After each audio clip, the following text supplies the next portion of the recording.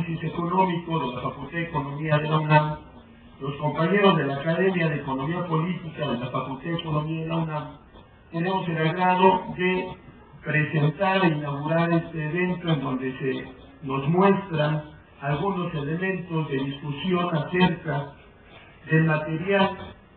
que desarrolla Gabriel Robledo Esparza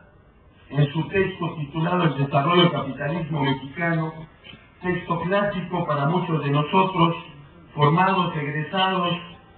y motivados en estas aulas universitarias dentro de la carrera de Economía. Queremos iniciar una cruzada desde la bibliodiversidad y ofrecemos a los lectores las siguientes bibliotecas: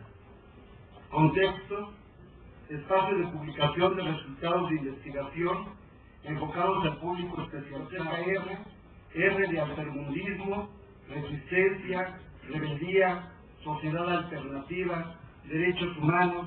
género, diversidad, contracultura, educación alternativa, biblioteca marxista, ensayos y estudios económicos, políticos y filosóficos con la rigurosidad científica del marxismo clásico, al igual que reimpresiones de textos que hoy nos reúnen en este recinto.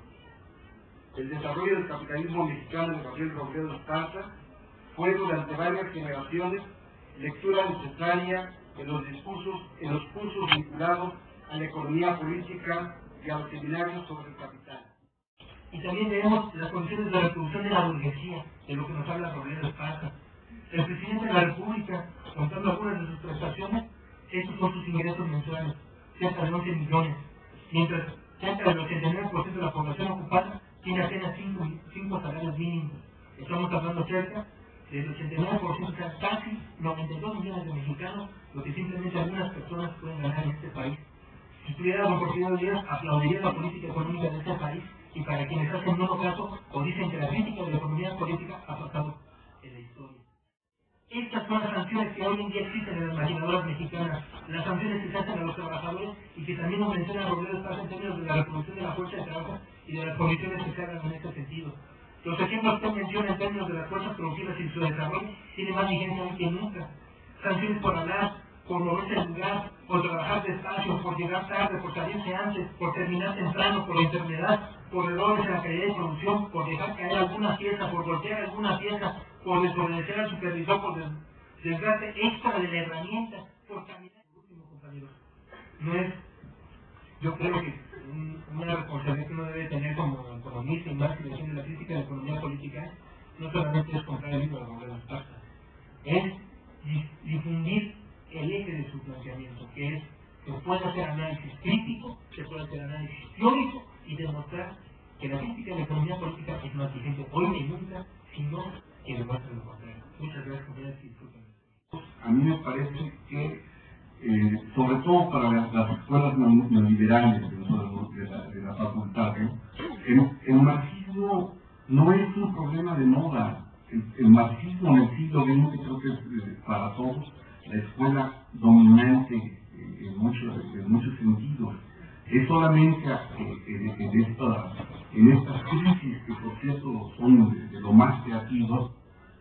lo que hace que nosotros estemos discutiendo en otros términos, pero dentro del mismo campo. Y esto es importante porque tenemos que articularnos en una interpretación que efectivamente no puede ser una interpretación hegemónica, ¿no? O una interpretación dogmática, ¿no? Ni siquiera en el mismo sentido que lo hacía Revueltas, ¿no? Con el ensayo de un proletariado sin cabeza, sino es más creativo.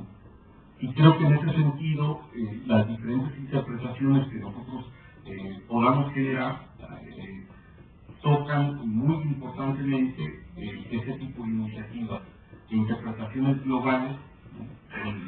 donde podamos abrir espacios de discusión. Gracias. Si el propósito del trabajo es evidenciar la naturaleza del régimen económico existente en México como capitalismo, sobre todo en la fase temprana de su desarrollo como capitalismo agrícola, creo que el trabajo es lo suficientemente profuso y lo suficientemente consistente para demostrarlo, y no tengo ningún inconveniente en reconocer como válidas estas ideas. Y sin embargo, yo lejos de ser un ortodoxo, soy un heterodoxo de porquería. Estoy absolutamente convencido de que estoy viviendo una situación que probablemente sea analogable a la literatura surrealista, porque tiene aquí a mí un pinche anarcocomunista de mierda defendiendo el marxismo de los marxistas de esta escuela, y eso es parte de la discusión que tenemos que dar en la Academia de Economía Política para reestructurar lo que no veo en el desarrollo del capitalismo mexicano, lo que no veo en la crisis del capitalismo mexicano, lo que no veo en las sesudas consideraciones de la producción intelectual reciente del doctorismo universitario, que durante 82 para acá por lo menos se ha sido extraordinariamente pródigo en la producción de críticas rimbombantes a la expresión neoliberal del capitalismo, pero cuando se trata de reducir los términos para derivar de lo que se ha afirmado la síntesis entre la crisis económica y el desarrollo y la maduración del factor subjetivo y político organizativo, son contados los autores que se atreven a desbordar el ámbito de la ortodoxia, de aprenderse a imaginar nuevas formas de organización y lucha, de entender que en este país y en esta facultad, cuando se están pretendiendo imponer una licenciatura de Economía y Negocios, necesitamos un plan de estudio que entienda que el escenario político hacia el que vamos es el de la Segunda Revolución Mexicana. Necesitamos un plan de estudio que entienda que en este país va a haber una revolución, y no es un problema de determinismo económico, es un problema de necesidad histórica y de poner en el tapete de la evidencia empírica que si el marxismo sirve para algo, no es para lucrar con él, no es para hacer socialismo de cátedra, no es para otra cosa, sino para comprender la realidad y para utilizarlo como una herramienta comprensiva que permite efectivamente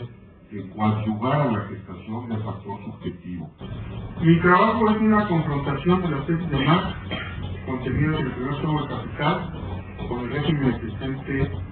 económico existente en México en la década de los años 60 y 50. Ello implica, en primer lugar, la consideración de las tesis de Marx como un modelo teórico que nos permite conocer la realidad económica de un país determinado. Pero no solo conocer la realidad superficial, sino la esencia del mismo.